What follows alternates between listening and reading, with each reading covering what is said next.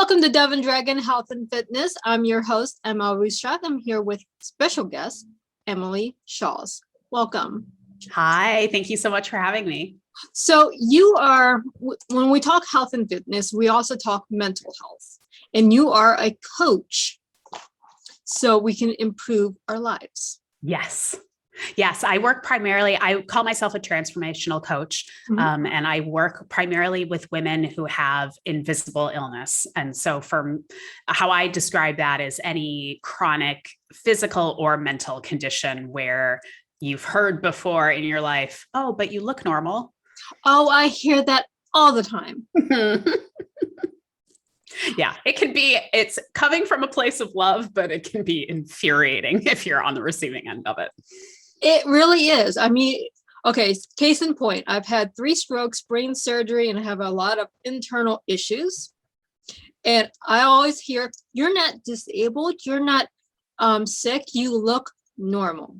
Yeah, and you're like, it really exactly. Just want to wring someone's neck, but they don't understand. And it's frustrating. That's probably the most frustrating part of invisible illness, is just when someone, especially someone you love, I mean, even if they're trying to understand, if they've never experienced it, they don't know. They don't understand what you're going through. And it can be very isolating and lonely. Especially, like it is. So when you find a coach to get you, you have to accept those around you. And when you have these invisible illnesses or diseases or whatever it is that we look normal, you have to have the right coach to tell you, one, be patient with those around you. And punching them in the face because they call you normal is not the right approach. Probably not the greatest thing from a spiritual perspective. Probably not, but understandable. Yes. Well, I mean, one of the things that I love teaching someone is how it's not your first thought, it's your second thought. So it's not necessarily that initial reaction that you might have to any situation, whether it's someone saying you look normal, or if it's you losing a job or a new symptom popping up or something like that. Your first reaction is probably going to be like a very human reaction. It might be anger or frustration or just, or pity party, like, woe is me, not me again. But the first thought isn't important. It's the second thought that's important. Yes. Because that first thought can trigger you into thinking, okay, wait, this is just my reaction. How do I want to choose to react to this situation? Because we always have a choice, and that choice can literally make the difference between having a really happy life and a really miserable life. So this is very true. Empowered to remember that, no, you don't have to go with that first initial, I want to punch that person's face reaction. You're a choice, you're in power, and you can react and respond in the way that best serves you. This is very true. I mean, we have my coach, when I started working with him, he looked at me, I don't want to hear that you're disabled. What can you do? It's important to focus on what you can do, on the positive things in your life, not all the time. It's not like putting on a smile and never having a negative emotion. That's not realistic. It's not human. Right. But, I run a group, I work with people one-on-one, but I also run a group coaching program, because especially for women with invisible illness, that support of, having people who actually understand what it feels like is so important. And the first time we ever meet, I ask people when new people join the group, I ask them to introduce themselves, explain, what they're going through.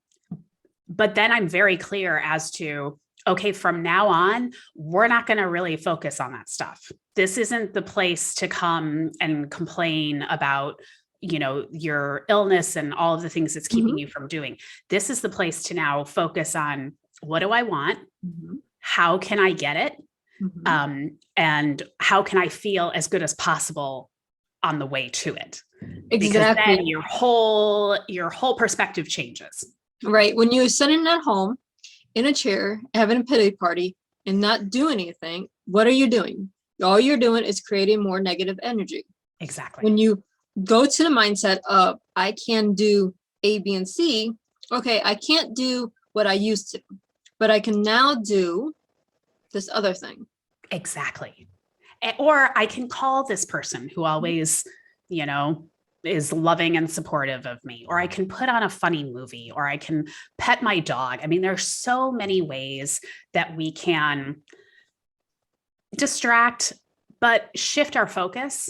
I like to say it's more, it's more empowered. You're shifting, you're choosing to think about something else. Because here's the thing, everything's vibration, like you just said, energy. And if you're in kind of a really low place about a certain topic, say it's your body, the odds that you're going to be able to suddenly like leap from here to way up here and suddenly be so loving and like thankful and all this stuff, that's a really hard ask. A lot of times it's better to just take a nap, go to sleep, do something, take a walk, do something else to kind of raise your vibe in general.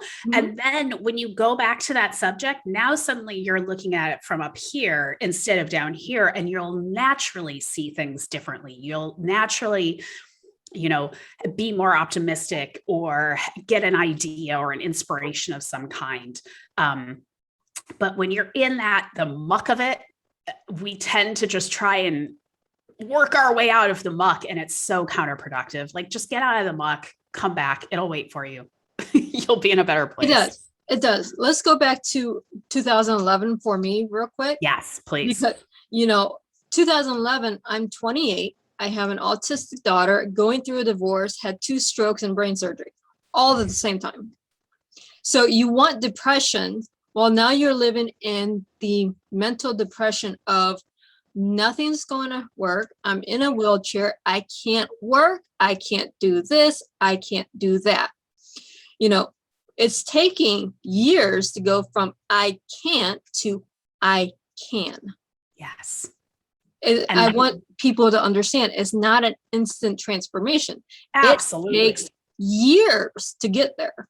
We have to retrain our brains and our ways of thinking, because we are very problem solving oriented. That's how our left brains work. And we kind of like our dogs on a bone. We get something, we just went, when a lot of the times when you're in a situation where all hell is broken loose, a lot of times the best thing to do is to just surrender and be still and see what comes to you and relax. Because anything you do from a stressed out negative place, it's not going to bear the fruit that you want.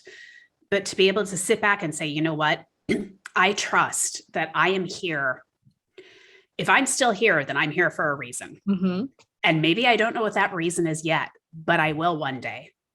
And maybe I'm in a lot of pain right now, but I won't be for the rest of my life. Like, any little thing that you can tell yourself to kind of nudge yourself up that scale of emotions, from absolute just desperation to joy, like anything that you can do that you believe in. Because I truly believe we are all here on this planet, and God, source, whatever you want to call it, loves us. Yes. So it's not going to put us in a situation where you're going to like fall behind, or, you were in that situation and you trusted that I have the time to do the things that I need to do to take this journey that my soul wants or needs to take for whatever reason. And what an example you set for your child. I mean, that is just to see a parent go through that and come out the other side.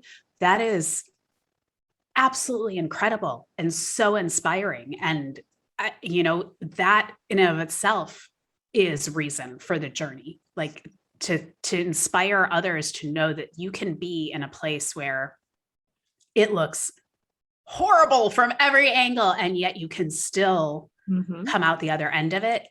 That's just incredible.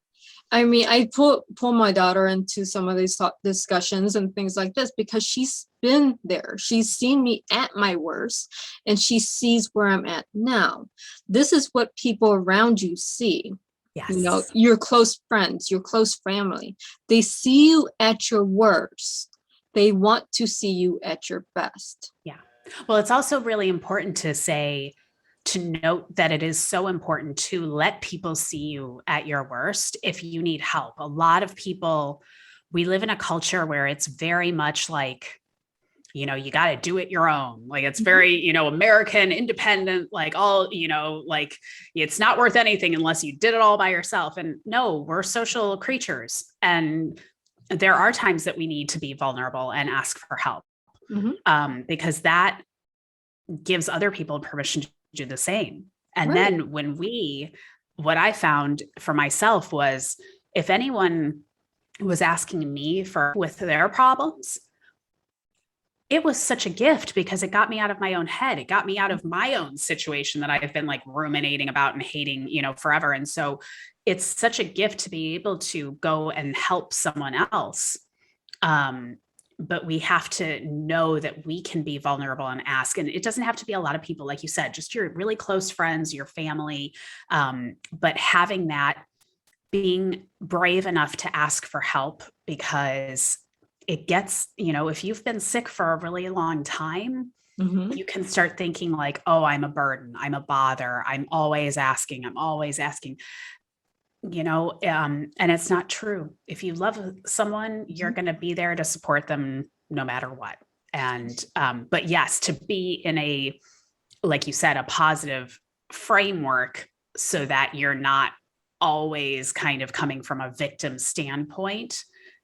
There's a very big difference between like, I'm in pain and like, I know I'm going to get better, or I know this is temporary, it's going to pass. And I'm in pain, I'm always going to be, my life sucks, blah, blah, blah. You know, those are two very different energies, and you're going to get a lot of different things coming your way in terms of support, depending on which one you're thinking. The one that I'm always in pain, I'm never going to get better. All the negative cloud that we put ourselves in. When you're there, what do you attract? You attract more negative energy. Absolutely. You attract more negative from your family and friends and people. They don't want to help you because you're negative. Versus when you start helping yourself mentally, then you start attracting the positive. Anything positive will attract to positive. Anything negative will attract to negative. And you have to start with your own mindset. Absolutely. And you have to be cool with little wins. A dear friend of mine went through a stroke recently, and, you know, she's always been this like go-getter, gung-ho and everything. And now she is, you know, celebrating like moving a toe.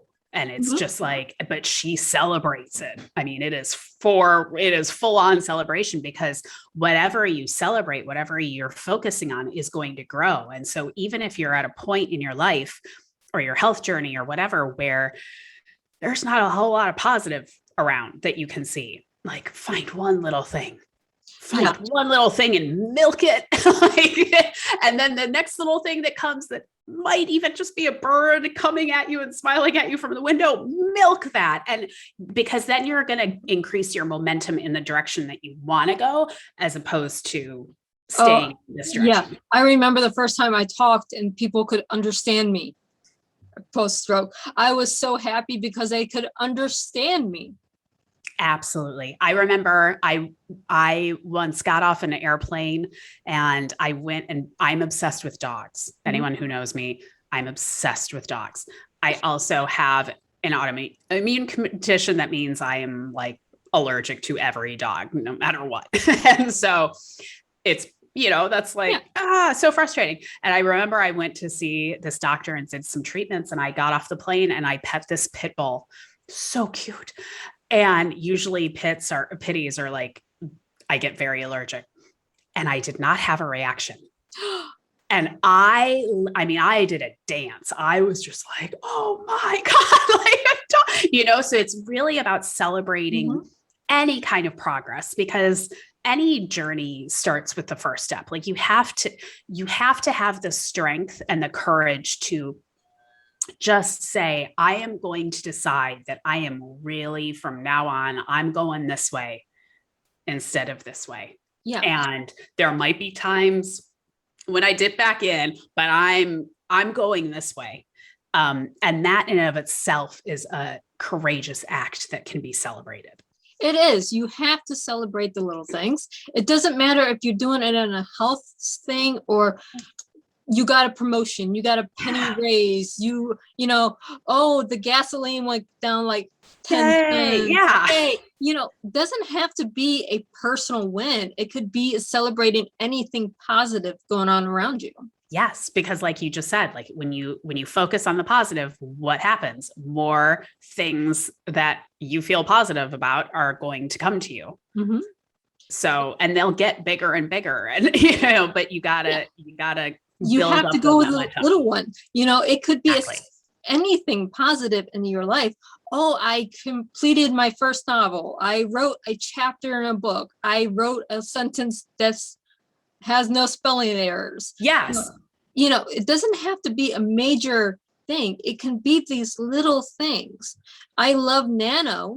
I'm not sure if you have wrote something for what you're doing, which I think you should, but Nano is for writers and it's to celebrate the little wins. How are we progressing every month? And it's just for the month of November. Oh, I love that. Okay. I'm totally checking that out. Yeah.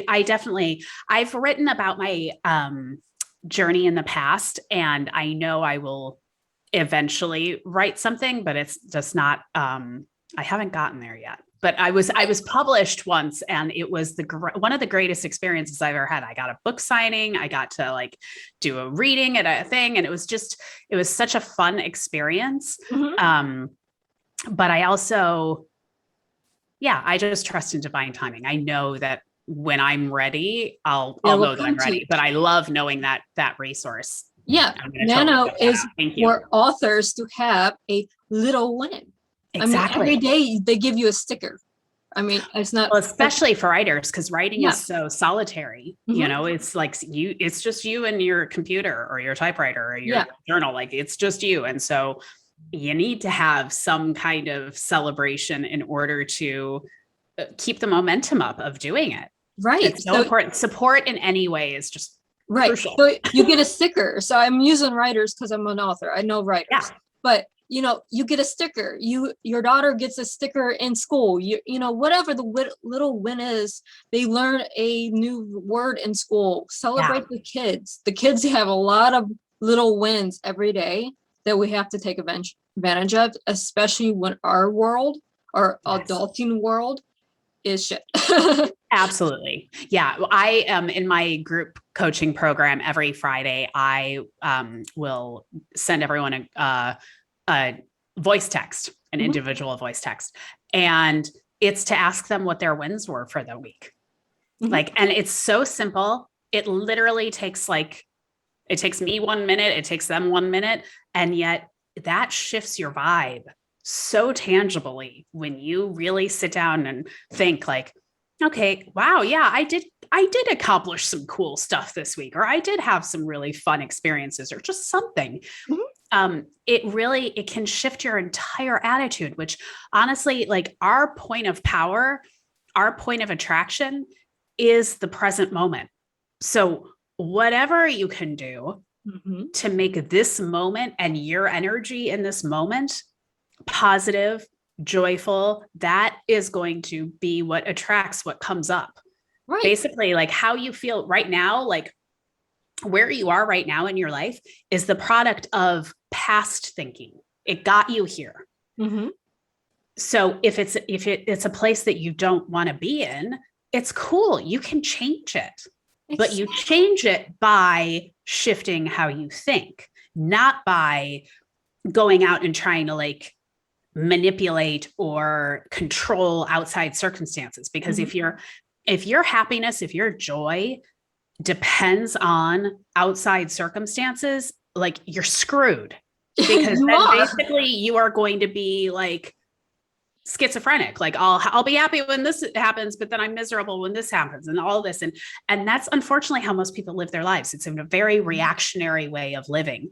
Whereas if you really take the time to train your thoughts and know your power, you are free. You can go anywhere in the world. You can meet any person. You can be in any situation, and you can trust that in yourself that I'm going to be able to handle. Mm-hmm. And not just handle, find joy in whatever happens to me.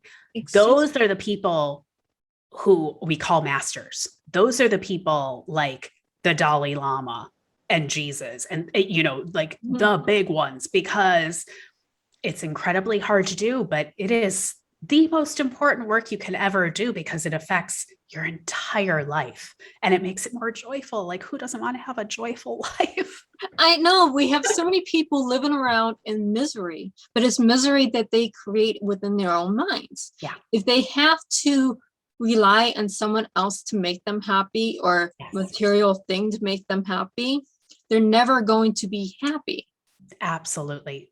And you see it all of the time. I mean, you see why there are so many people like celebrities who kind of hit these pinnacles of fame and fortune and all of this, and they're miserable and they end up losing it all or killing themselves or becoming addicts or whatever. And it's because if you have chased that dream thinking, when X happens, then I'll be happy, and you get to X and you're still not happy, that can be a really disorienting, scary place.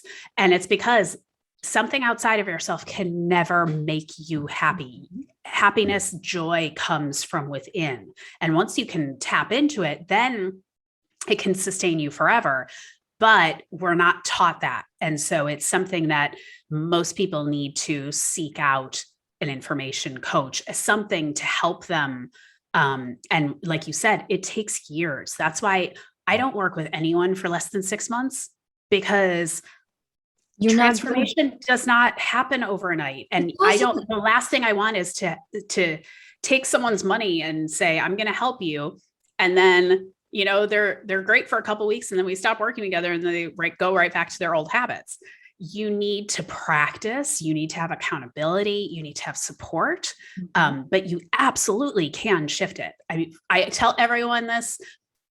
In 8th grade, I was voted most pessimistic in my middle school poll. If I can change, anyone can change. Like, it's just a skill you learn and you practice like anything else. I was most voted to not graduate high school. No. Well, they got that wrong. Couple of college degrees, have my own company. Hey, we're on Amazon. As of today, we're on Amazon Prime. So, it doesn't matter what people say to you. It doesn't matter what the perceptions of you are. Yep. It comes from you, from within. You decide your destiny. Exactly. And if you're coming from a place of within of, I'm amazing, not any better than or worse than anyone else, but I am a worthwhile, good person who tries their best. And yeah, we all make mistakes, but I really try. And that's how I'm treating myself in my own head. I am going to attract people and situations who treat me well on the outside. See, my first college degree, I hid it. I didn't tell anyone in my family I went to college. I have told no one that I even got a degree. Oh my goodness. And why was that? I didn't think the degree was good enough. I didn't think the school was good enough. I didn't think my education was good enough. So I hid it. So I didn't use it. So I've had a college degree since 2006. Wow. And it was just a few months ago, I said, wait, I have a doctorate. I have a PhD in something, I have a degree. So I tell my clients all the time, that it's not about perfection. It's about progress. No one is looking at you as the way you are. Like we all think everyone's like looking at us and judging us and all of this stuff. one of the best things my mom ever said to me was, you wouldn't care about what people thought of you if you knew how little they did. Yeah. We're all in our own worlds. We're all in our own minds. We are. This journey is about you and you. Mm-hmm. How can you connect with whatever higher power you believe in and become your fullest self? Because we came here with unique gifts to share and to enjoy life. That's truly, I believe, we came here for joy. So if that's it, then just decide what makes you joyful and start moving towards it.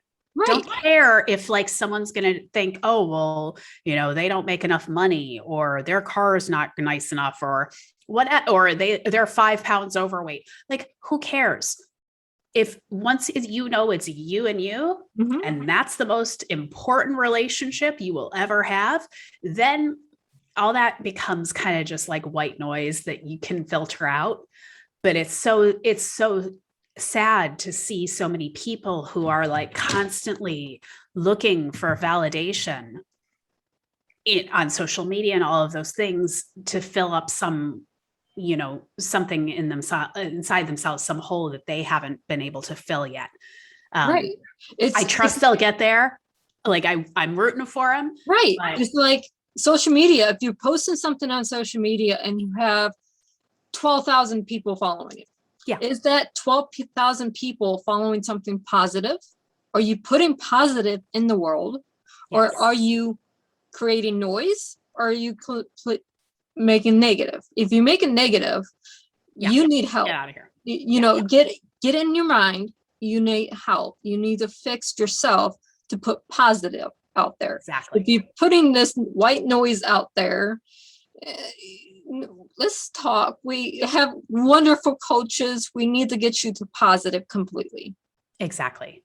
It's one of the reasons I've had many wonderful careers, but I worked as a professional actor for a while. And it was honestly one of the reasons I left the profession was because, you know, I wasn't one of the top stars. So it was basically like whatever job I got, I would take. And so much of the TV and movies that are put out there and are being made are negative, are, you know, just things that I didn't want to put my energy into. Like when you're acting, like it's so much work. It's 10, 12, 14 hours a day. I didn't want to put all of that energy to put something crappy out into the universe. Like I wanted to put something that I believed in, that I believed could help people.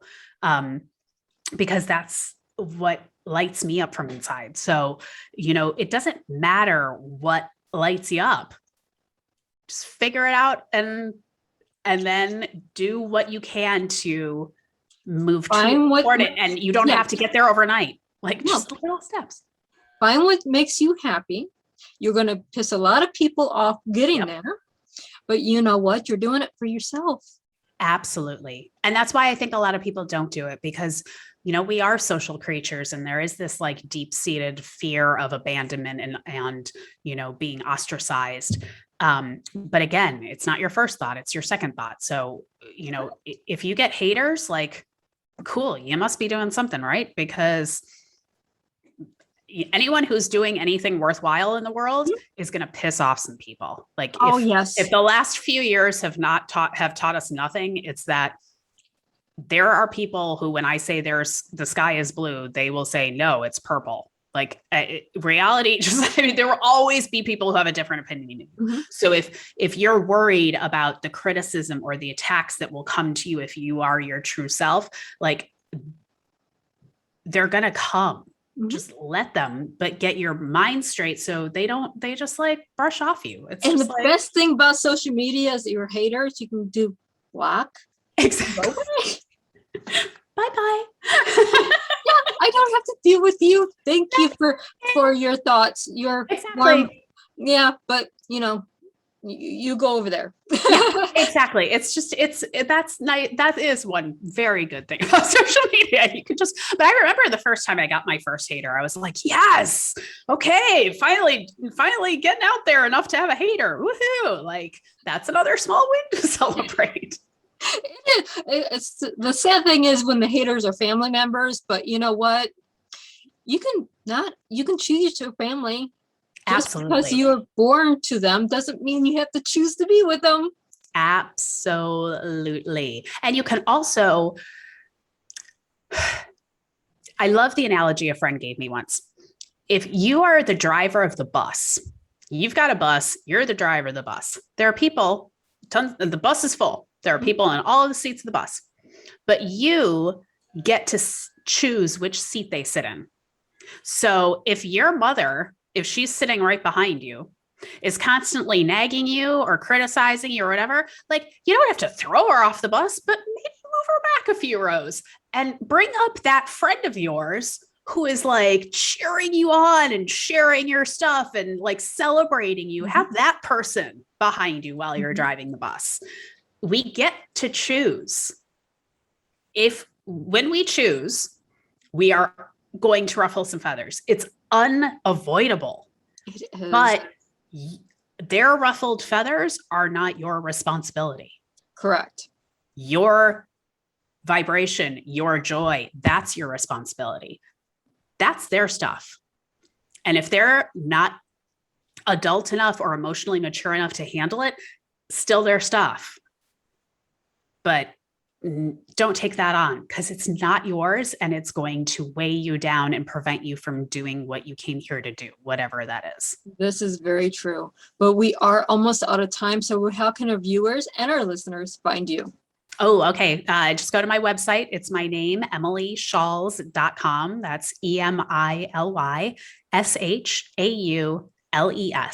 EmilyShaules.com. Or on Instagram, I am shift.yourself.